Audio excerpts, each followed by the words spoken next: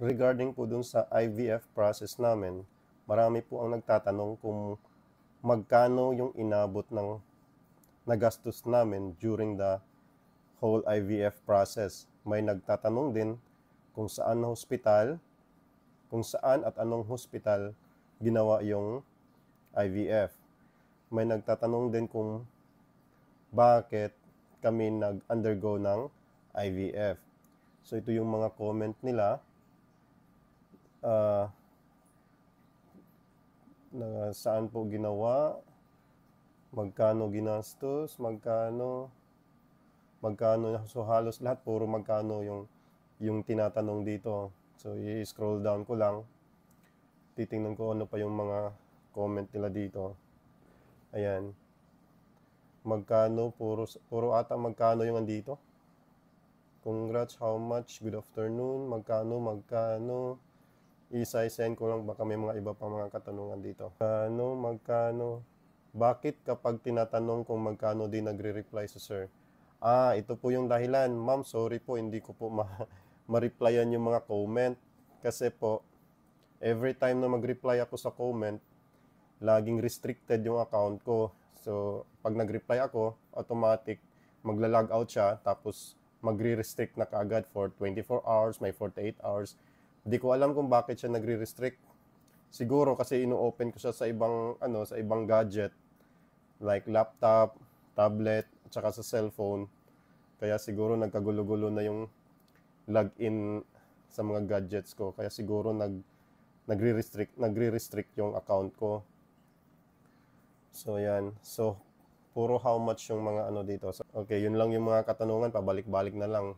Magkano, saan, at anong hospital, at kung bakit kami nagpa-IVF.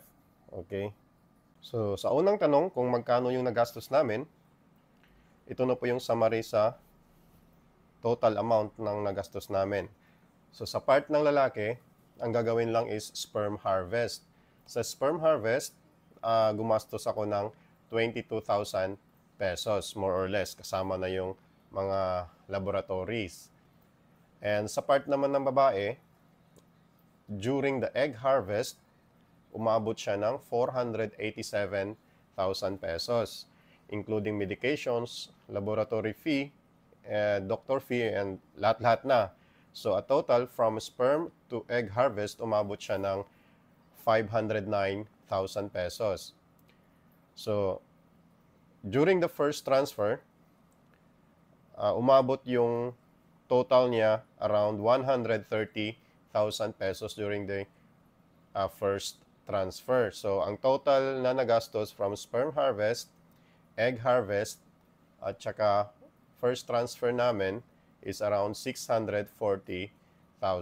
Baka magtaka kayo bakit nabanggit ko yung first transfer kasi nakadalawang transfer kami ni Mrs. Yung unang transfer is unsuccessful. Yung pangalawa, yun yung confirm na buntis na si Mrs. Successful na yung pangalawa. Yung pangalawang katanungan kung saan at anong hospital ginawa yung IVF. So, ang pangalan ng hospital is Brokenshire Hospital of Davao. So, sa Davao City po siya, located at Madapo Hills. So, pwede nyo rin siya i-search sa Google Map. Type nyo lang yung Brokenshire Hospital, lalabas naman doon yung address niya sa Davao.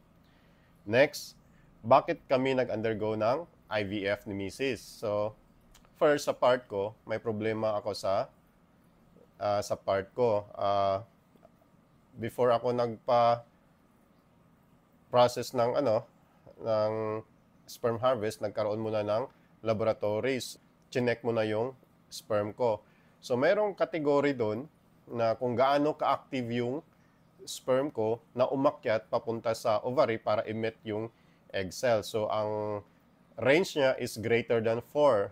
Supposedly, greater than 4 dapat. So, around 5 to 6 hanggang more than yun dapat yung result doon. So, sa akin lang is 1 lang yung result. Kaya, mahina yung activity ng sperm ko. Kaya, mahina siya umakyat papunta doon sa ovary. Kaya, before pa man siya umabot doon, namamatay na yung sperm.